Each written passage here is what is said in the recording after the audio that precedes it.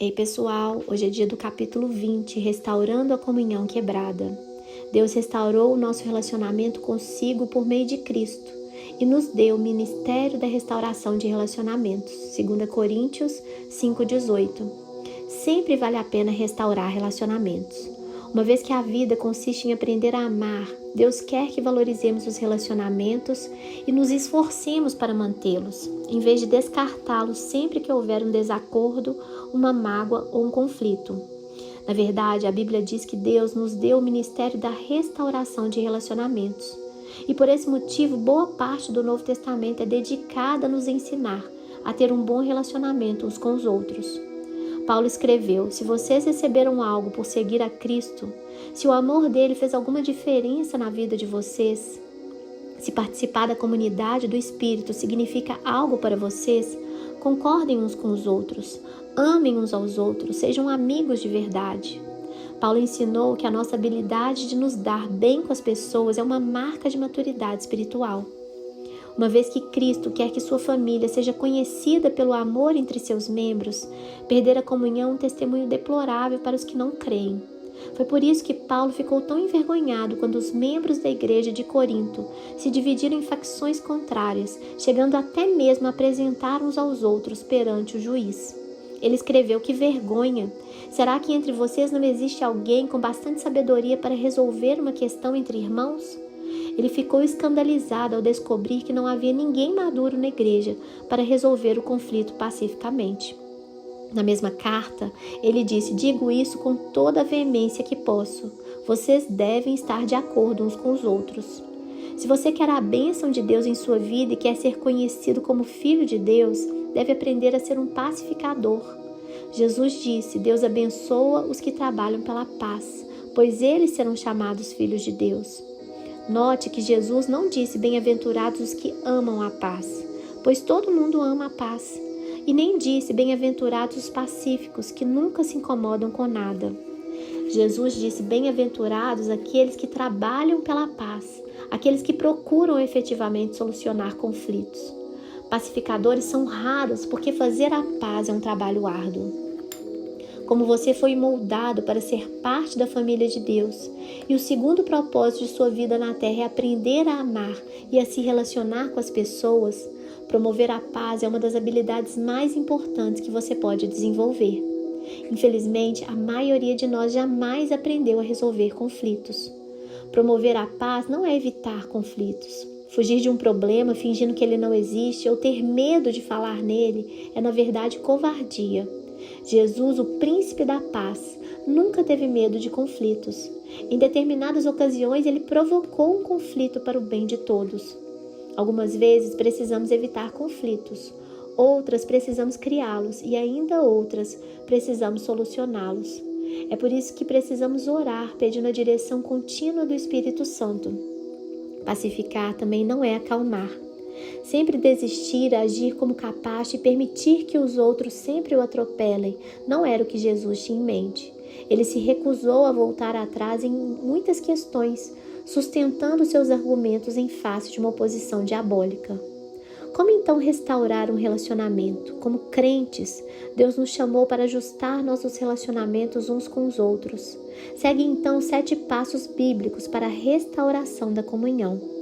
Primeiro, fale com Deus antes de falar com a pessoa. Converse sobre o problema com Deus. Se antes de mais nada você for orar a respeito do conflito, em vez de fofocar com um amigo, descobrirá que, em geral, ou Deus muda o seu coração, ou muda o coração da outra pessoa sem a sua ajuda. Todos os seus relacionamentos seriam mais tranquilos se você tão somente orasse mais a respeito deles. Assim como Davi compôs seus salmos, use a oração para desabafar verticalmente. Conte a Deus suas frustrações, grite por sua ajuda. Ele nunca fica surpreso ou chateado com sua raiva, mágoa, insegurança ou qualquer outra emoção. Diga-lhe, portanto, exatamente como se sente. A maioria dos conflitos tem suas razões e necessidades não satisfeitas. Algumas dessas necessidades só podem ser alcançadas por Deus. Quando você espera que uma pessoa, um amigo, um chefe ou um membro da sua família satisfaça uma necessidade que somente Deus pode atender, você está se candidatando à amargura e à decepção. Ninguém pode suprir todas as suas necessidades, exceto Deus. O apóstolo Tiago, notou que muitos de nossos conflitos são causados por falta de oração. De onde vêm as guerras e contendas que há entre vocês? Vocês cobiçam coisas e não as têm. Não têm porque não pedem.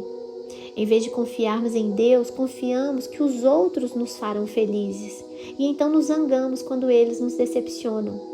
Deus diz: por que vocês não vêm primeiro a mim? Segundo passo, tome sempre a iniciativa. Não importa se você ofendeu ou foi ofendido, Deus espera que você dê o primeiro passo. Não espere pela outra parte, vá primeiro a ela. Restaurar a comunhão perdida é tão importante que Jesus ordenou até mesmo que tivesse precedência sobre o culto de adoração. Ele disse: se você entrar no lugar da adoração e na hora de entregar a oferta você repentinamente se lembrar de um rancor que um amigo tem contra você, abandone sua oferta, deixe-a imediatamente. Procure esse amigo e acerte as contas com ele. Então, só depois de fazer isso, volte e acerte as coisas com Deus. Quando a comunhão é prejudicada ou rompida, planeje imediatamente uma conferência de paz. Não fique procrastinando, arrumando desculpas, nem prometa: dou um jeito nisso algum dia desses. Programe o encontro o mais rápido possível. Demoras só aprofundam ressentimentos e pioram a situação. Quando se trata de conflitos, o tempo não cura nada. Ele faz que as mágoas se aprofundem. Agir rapidamente também reduz os danos espirituais para você.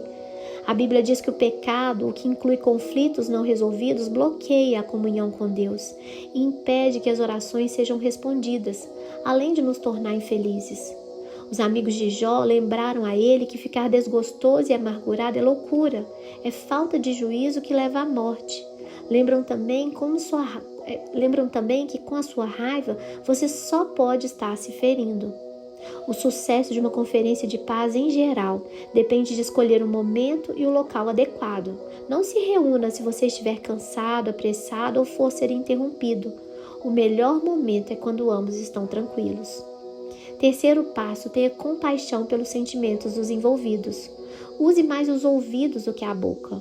Antes de procurar solucionar qualquer desavença, você deve primeiro dar ouvidos aos sentimentos das pessoas. Paulo aconselhou que ninguém procure somente os seus próprios interesses, mas também os dos outros. A frase cuidar de é a palavra grega scopus, de onde formamos as palavras telescópio e microscópio. Significa prestar total atenção. Concentre-se em seus sentimentos e não nos fatos. Comece pela compaixão e não pela solução. Não comece tentando conversar com as pessoas sobre como elas se sentem. Apenas ouça-as, deixe-as descarregar emocionalmente sem ficar na defensiva. Assinta com a cabeça, sinalizando que compreende mesmo quando não concorda. Sentimentos nem sempre são verdadeiros ou lógicos.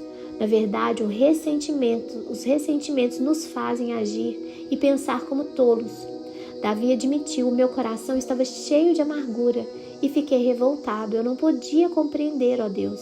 Era como um animal sem entendimento. Todos agimos como animais quando estamos feridos. Em contrapartida, a Bíblia diz: a sabedoria do homem lhe dá paciência. Sua glória é ignorar as ofensas. A paciência vem do conhecimento e o conhecimento vem de escutar a perspectiva dos outros. Quando ouve, você está dizendo: valorizo a sua opinião. Preocupo-me com o nosso relacionamento e você é importante para mim. O ditado é verdadeiro. As pessoas não se importam com o que sabemos até que saibam com o que nos importamos. Para restabelecer a comunhão, é preciso carregar o fardo de termos consideração para com as dúvidas e temores de outras pessoas, daqueles que sentem que essas coisas estão erradas. Agrademos ao outro e não a nós próprios e façamos aquilo que é para o seu bem, e assim o edificaremos no Senhor.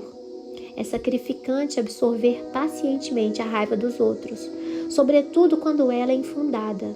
Mas lembre-se, foi isso que Jesus fez por você. Ele suportou uma fúria infundada e maliciosa para salvá-lo. Cristo não agradou a si próprio, mas como está escrito: os insultos dos que te injuriaram caíram sobre mim. Quarto passo, confesse sua parte no conflito. Se você realmente deseja restaurar o relacionamento, deve começar admitindo os próprios erros e transgressões. Jesus disse que essa é a forma de ver as coisas com mais clareza. Tire primeiro a viga do seu olho e então você verá claramente para tirar o cisco do olho do seu irmão. Já que todos temos pontos cegos, você precisará pedir uma terceira pessoa que o ajude a avaliar suas ações antes de se encontrar com a pessoa com quem você tem conflito. Também peça a Deus que lhe mostre quanto do problema foi causado por você.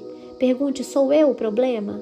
Estou sendo irrealista, insensível ou sensível demais? A Bíblia diz: se afirmarmos que estamos sem pecado, enganamos a nós mesmos. A confissão é uma ferramenta poderosa para a reconciliação. Frequentemente, a forma de lidarmos com o conflito cria um problema ainda maior do que o problema inicial em si. Quando você começa admitindo humildemente os seus erros, isso neutraliza a raiva da outra pessoa e desarma o seu ataque, porque ela provavelmente esperava que você ficasse na defensiva. Não dê desculpas nem transfira a culpa. Apenas confesse sinceramente qualquer participação que você tenha tido no conflito.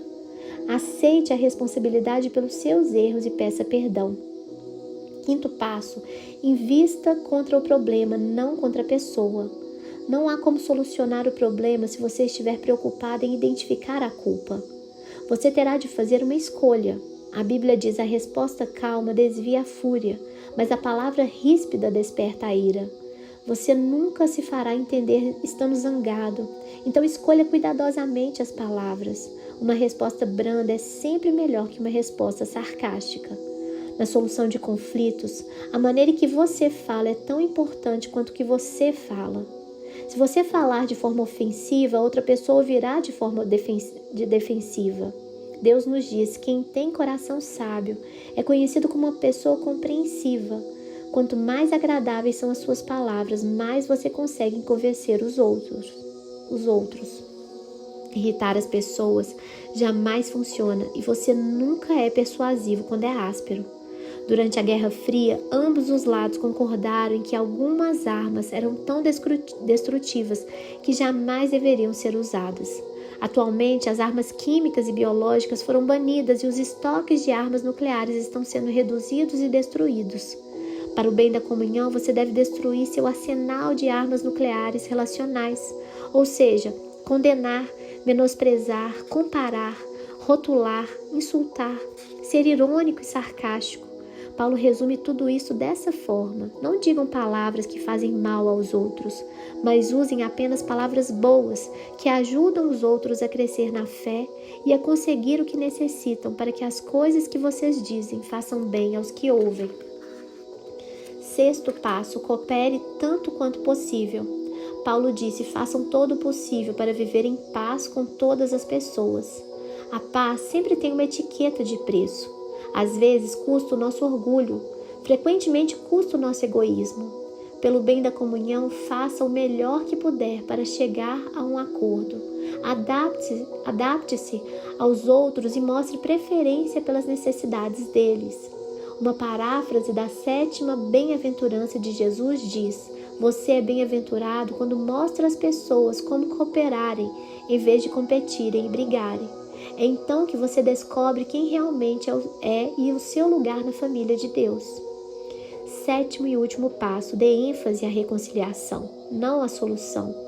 Não é realista esperar que todos concordem a respeito de tudo. A reconciliação se atém ao relacionamento, enquanto a solução se atém ao problema. Quando focamos a reconciliação, o problema perde importância e não raro se torna irrelevante. Podemos restabelecer um relacionamento mesmo quando somos incapazes de resolver nossas diferenças. Os cristãos muitas vezes discordam sincera e legitimamente, dando opiniões divergentes, mas podemos discordar sem ser desagradáveis. O mesmo diamante tem diferentes aspectos quando visto de diferentes ângulos. Deus espera unidade, não uniformidade. Podemos caminhar de braços dados sem concordarmos em todos os assuntos. Isso não significa que você deva desistir de encontrar uma solução. Você pode precisar continuar conversando e até mesmo discutindo, mas faça isso com espírito de harmonia. Reconciliação significa fazer as pazes, não necessariamente esquecer o assunto. Com quem você precisa entrar em contato por causa deste capítulo? Com quem você precisa restaurar a sua comunhão? Não demore mais nem um segundo. Dê uma parada agora mesmo e converse com Deus sobre essa pessoa. Então pegue o telefone e comece o processo.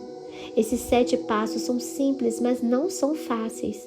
É necessário muito esforço para restaurar a comunhão com alguém. Foi por isso que Pedro recomendou: esforcem-se para viver em paz uns com os outros. Mas quando trabalha pela paz, você está fazendo o que Deus faria. É por isso que Deus chama os pacificadores de seus filhos. 20º dia, pensando sobre o meu propósito. Um tema para reflexão: sempre vale a pena restaurar os relacionamentos. Um versículo para memorizar: façam todo o possível para viver em paz com todas as pessoas. Romanos 12:18. Uma pergunta para meditar: com quem preciso restaurar meu relacionamento no dia de hoje? Que Jesus abençoe poderosamente vocês. Até o próximo capítulo.